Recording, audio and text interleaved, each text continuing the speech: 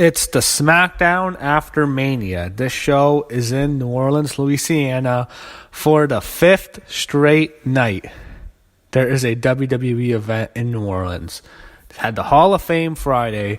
They've had NXT TakeOver Saturday, WrestleMania Sunday, Raw was Monday, and now Tuesday you have SmackDown. So, yeah, there's just too much. It's just too much. 5 hours of the Hall of Fame. 3 hours of TakeOver, 7 hours of WrestleMania, 3 hours of Raw last night, and 2 hours tonight. It's just too much.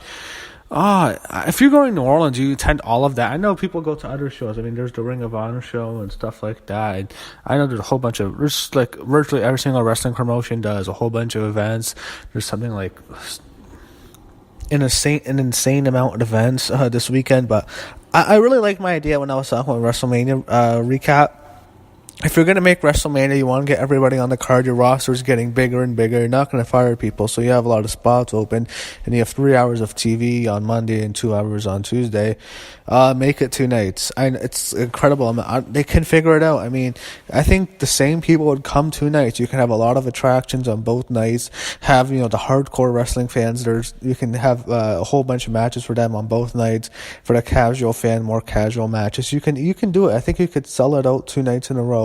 Even if you don't, you can still make an incredible amount of money. Obviously, you don't make the fans pay twice, but like you can do some kind of thing where you buy one ticket and you can get, if you pay extra, you can get another night for some kind of percent off. I don't know if it'll be profitable enough, but I think this can be managed because what you're going to have is just these marathon shows that everyone's going to get tired for, and the second half of the show is going to be dead. Because the problem with WrestleMania this year, everybody came to the show early. In previous years, when you had these long shows, no one cared about the pre-show. Here, everybody was there for the opening battle royal. For the Andre Battle Royal, everybody was in the stadium. The stadium was full. Everybody was there.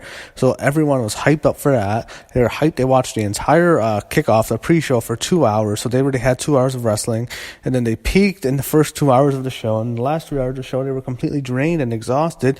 They had sat through 7 hours of wrestling with no intermission. So I wish they would consider putting a 2-night event. I wish they'd do it in New York City where WrestleMania began. Now WrestleMania evolves. It becomes 2 nights in New York. It's home. It's actually New Jersey, but we'll say New York. That's when they can start it next year. Please, it's too much. And I'm tired. So SmackDown, this had to go on that rant. Once again, in the Smoothie King Centre in New Orleans, last night in New Orleans, WrestleMania week is officially over after this night. Shane McMahon comes out and he talked about Daniel Bryan decided to resign as SmackDown general manager.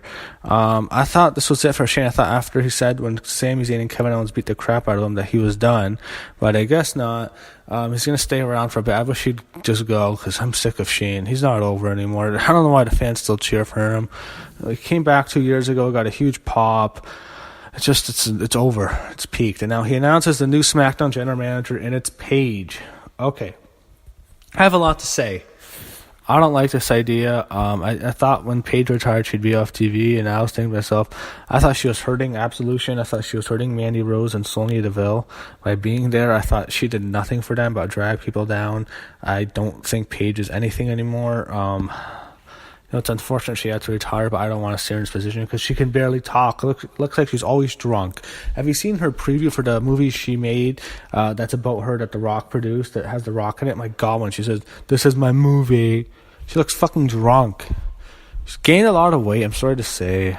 Might not be the best person to talk. I'm not very skinny either, But man, Paige has gained so much weight. I don't like her in this role, and she announces it's Daniel Bryan and AJ Styles later tonight. The fans are cheering for her because she just retired. It's just, I don't want to see her in this role. I don't. I have no interest in that. I thought they were going to introduce someone else. I don't want to see her in that role. Okay, so with the shake-up coming up, they're doing 1 million commercials, and they're doing a tag team number one contenders match, so the winner goes to Saudi Arabia to face the Bludgeon Brothers. You have the Usos and the New Day, so I'm guessing the winner goes to Raw. I was expecting the New Day to win because I thought they'd stay on SmackDown. The Usos head to Raw, but the Usos get the win, so that usually means New Day's on Raw. Harper and Rowan come out. after the match, and they tease it. So that's your match. I mean, they're already hyping up the show like 2 nights after WrestleMania is over. They're already hyping up this greatest Royal Rumble thing. And I think the reason Roman Reigns is not the champion is because he's going to win the title in that fucking stadium. This is a major stadium show. I mean, like less than 3 weeks later is another major stadium show after WrestleMania. They're going all in on the show, even though their women can't come. Even though the women's revolution, whatever. I don't want to get into that rant. So they did this thing. Naomi's backstage with the trophy. I'm thinking to myself, I don't know why she even won that trophy. She's not over. They're doing nothing with her, but she's facing Natalya right now. Natalya's talking to her. Naomi wins. It's just whatever. Nothing match. So they show Renee Young backstage. This was probably one of my favorite parts. She's interviewing Nakamura, and I kind of laughed. Well, with Nakamura's reactions, and then he says, I don't know what came over him, and then he says he doesn't understand English. It actually made me laugh. I thought Nakamura came off really funny here. I hope he might be good as a heel when he says he doesn't speak English. Nakamura actually was really entertaining here. I thought he was really funny, and I hope they just keep him as a heel and making him. So they should have booked him like this, because the fans were laughing. I think it could actually be a funny heel, but not a comedy character, but I think it can be entertaining. So Charlotte Flair comes out, and when she came out, I really don't. I like Charlotte, but I am so unhappy that they broke Asuka's streak. I hate the decision so much. I think it's such a bad idea. They could have milked that so much longer. They could have made her this dominant champion. She should have won. They gave her so much. Won the Royal Rumble. The first ever Women's Royal Rumble winner loses at WrestleMania. I don't agree. I thought Asuka should have won the title. I don't agree with their decision. I know they want Charlotte and Ronda at WrestleMania 35, but they could have still had Asuka win. I mean, Charlotte lost to Bayley a couple years ago. How many times has she lost to Bayley? And look where Bayley is now, and Charlotte hasn't really lost much. So having her lose to Asuka would have been fine. I don't like the decision to have her break Asuka's streak like that. I hate it, man. Asuka should be champ. Anyway, Charlotte's out, and she's interrupted. She's talking about the match, and she's interrupted by the iconic duo. Billie Kay and Peyton Royce make their SmackDown debut. I'm really happy to see them. They get a big pop. They're making their way to the ring. They're doing their gimmick in NXT, being annoying, with the Australian accent. Peyton's going to be the star, obviously. I don't know about Billie, but Peyton can be a big star in the division. I think she might have the title sooner than later. And, you know what? They're not winning. She's not winning the title.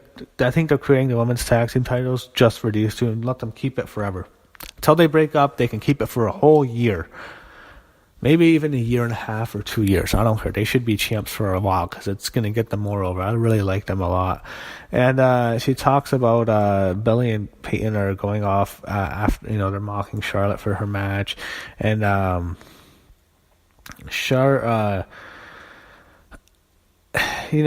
they have the brawl. Billie and Peyton, they get into a fight with Charlotte and they beat the living fuck out of Charlotte. They powerbomb her on the mats on the outside. They throw them into the ring post a whole bunch of times, into the steps. They beat the living fuck out of Charlotte. They kill Charlotte. And so once I saw what's happening, I think everyone knew. The fans already started chanting Carmella. Oh fuck, it's Carmella. And all of a sudden you hear FABULOUNS. And she comes out, Charlotte's laid out. Charlotte starts to get back up and Charlotte's gonna win. But Carmella hits her with a kick. Carmella pins Charlotte, and Carmella is the new SmackDown Women's Champion. So we have a new champion. Her name is Carmella. All right, they've been teasing this. First ever Women's Money in the Bank winner is the champion. She's had that briefcase for so long. It feels like an eternity. It's like part of her gimmick for that damn briefcase. 10 months ago in June, she finally cashes it in. I really thought at WrestleMania, when she was in the Women's Battle Royal, and they all just picked her up and threw her out, I thought to myself, okay, for sure she's coming back and winning. Or she's cashing in on Raw or SmackDown, and that's exactly what happened. She was going to win. She's a champion. This is interesting. Charlotte could go to Raw. There's rumors she might feud with Carmella. I think she might stay on SmackDown, but then again, Ronda and Charlotte is WrestleMania 35. Ronda, I don't think, is going to SmackDown. I think Charlotte probably will go to Raw. Maybe Alexa Bliss takes her spot on SmackDown as the top face, because those are their two top women. So maybe I think Alexa Bliss comes to SmackDown. Also, it's worth noting they were talking on the commentary about something with Bayley or Sasha going to SmackDown. I think they said something like Sasha Banks doesn't want to go to SmackDown, so I guess that means she's going to SmackDown. If they could split those two up, I'll be very happy. Don't ever let them interact with each other ever again. But Carmella, maybe she feuds with Peyton Royce. Maybe they form a faction early. Who knows? But something different. Some people are shitting on it. I'm actually happy for her. I'm happy she's a champ. And I'm happy she's going to get her run. So you have Aiden English come and go. He's talking about the match, triple threat, Randy Orton, and again, they're hyping the hell out of this damn Saudi Arabia show. It's like you can see who's losing, who might go to Raw. Rusev obviously doesn't win. Bobby Roode gets pinned. Maybe Roode goes to Raw.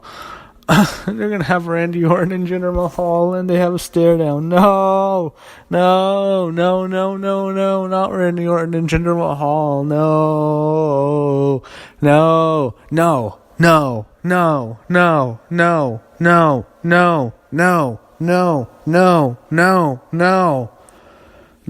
not Randy Orton and Jinder Mahal. No. Don't do that fucking match. Okay. So they have Carmella. She was being interviewed, and she's talking about so they interviewed Carmella. She kind of brushes off Peyton Royce and Billie Kay. We'll see what they do with them. I think they both can be big stars. At least Triple H has their backs backstage, and Vince won't bury them.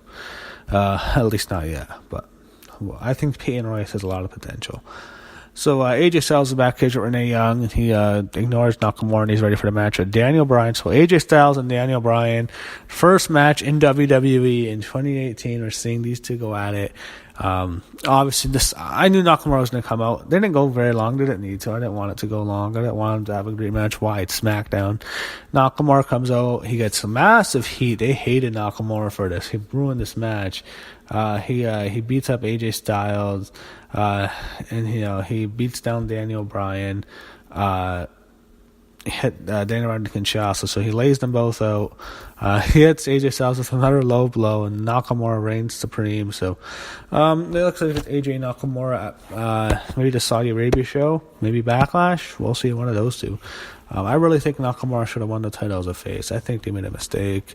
I think him and Asuka should have won their titles, and I don't agree with that booking decision by WWE, but they're not going to put two Japanese people over the Americans at WrestleMania, right, Vince? I mean, I don't agree with it. I thought Nakamura should have won the title. I thought they should have had a great match. I thought Asuka should have won. So I don't agree with those decisions at all. I don't agree with WWE booking, but it is what it is. SmackDown was fun. It's a noteworthy show, just like Raw. Not really a great show, but a very noteworthy show. A lot happened. So it's Raw after it's at WrestleMania seasons. Still that sting above WrestleMania. Still, it's post WrestleMania. Eventually, the worst time in WWE, in my opinion, is like a few weeks after WrestleMania. Then everything goes to hell. It becomes the most boring shit. Then SummerSlam, it starts to pick up, and then the fall is just death, and then January it starts to pick up. Except this year, it was pretty much flat. But that's it, and we're out of New Orleans. Finished in New Orleans. WrestleMania week is officially over.